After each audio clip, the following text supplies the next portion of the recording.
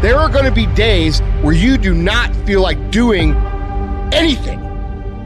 Those days are going to be there no matter what path you take. We have two voices in our mind. There's that one voice. It's that soft motherfucker. That soft motherfucker voice that says, sleep the fuck in. It's okay. You can take the day off, saying you don't need to go hard.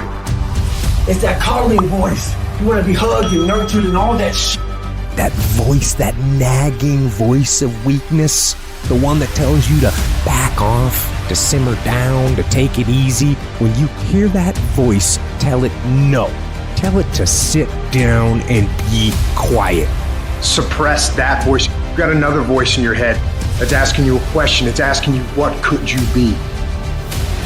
What could you be? What could you be if you worked as hard as you could? What could you be if you imposed real discipline in your life? What could you be? Because that pain that you are feeling is the test. This is a test. This is the day I'm going to find out if my goals really are my goals.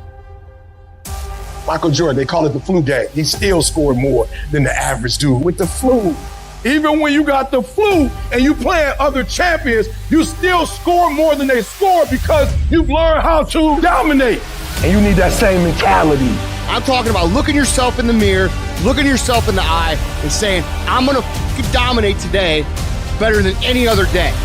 Learn how to get excited when that feeling creeps in of I don't want to do it. And when those test days become something that you live for, something you look forward to, now you're talking about a whole different level of mindset. You're talking about an unstoppable force of nature that cannot be with.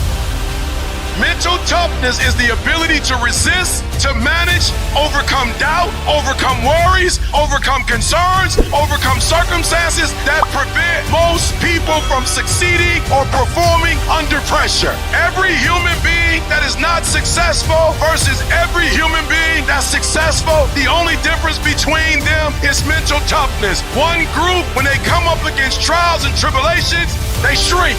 One group of people, when they come up against a recession, they shrink.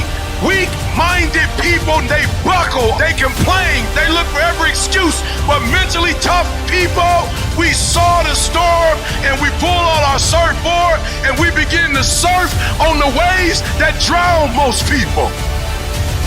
You have to understand that your greatest commodity, not your shoes, not your car, not your clothes, it's your mind. Your mind is the most important thing you have, and you gotta control it.